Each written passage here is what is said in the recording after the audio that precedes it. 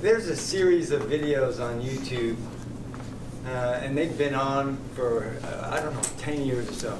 And some people say that it's really frightening. Now, I started watching it once, and to me it was terrifying. I couldn't watch it.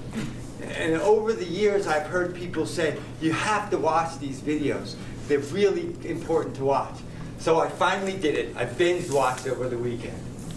I got the whole Saturday afternoon, got down on my computer, I connected it to my TV, sat in front of the TV, and I turned it on. And it was horrifying. I couldn't even watch. The main characters, I mean, the way he lumbered around on the screen, it was just terrifying to me. I had to cover my eyes. His screeching voice was so annoying that I really just couldn't stand it. And his mannerisms and the way he spoke, it just was just awful.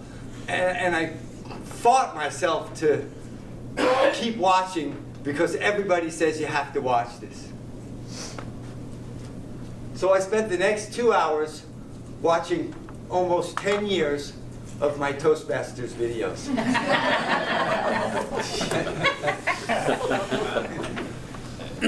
It's true. I've never been able to watch more than just the first 10 seconds of a Toastmasters video.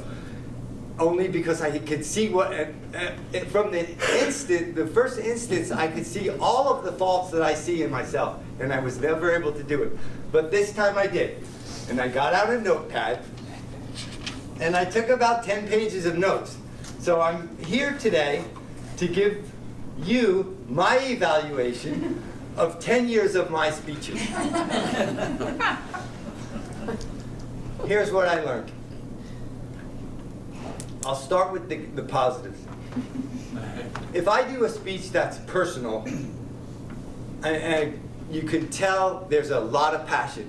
I'm very passionate about something. When I gave, in the 10 years that I've had videos, I gave 5 speeches about running, and I gave 2 speeches about my children. And every one of them, you can tell that there was a great passion that I have towards them. The way I presented the materials, the stories that went with the main points of the speech were all well thought out. The transitions were very smooth, and it all made a lot of sense. When I talked about speeches that were more of a research or something maybe that Toastmasters in one of their manuals had directed me to speak specifically about, then the speeches were more disjointed. I had more difficulty following through. I had to rely on my notes more often. And so it was clearly something that I learned, and I could recognize it as it was happening throughout these years, but I never really witnessed it and saw how much of a difference there was between a speech that I gave that was more personal and a speech that I gave that was more technical. The second thing I noticed is that I have Tyrannosaurus Rex arms. So my speeches are like this. And it's just awful. So for the rest of today, my arms are going to be down. And I don't know how I'm going to be comfortable this way or this way or this way, but for the rest of today, I'm going to keep my arms down. With that body language, noticing that, I realized what I also do is I kind of just circle around, and I never really go anywhere.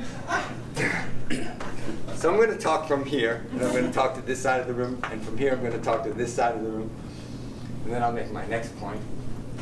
Come over to here, and I'm going to talk a little bit to you people, and then I'm going to talk over to you people. I'm going to keep my arms down, and I'm going to move with a purpose. The last thing that I learned in watching my videos is that I need to clean out my closet.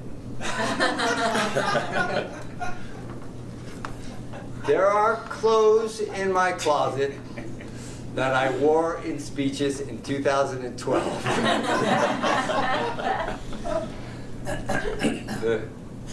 So I'm definitely going to clean out my closet. There's a time. I also noticed in one instance, in a speech in February of 2014, I was wearing white shoes in February. God, what a massive faux pas. For nearly 10 years, I was terrified to watch the videos of my speeches. What I've learned in the last week is that it's a valuable, valuable tool. And since I was able to make it through, I will watch everyone from going forward, right after they're posted. So for you, if you don't watch your speeches, please do, because the video is the best evaluator. Thank you.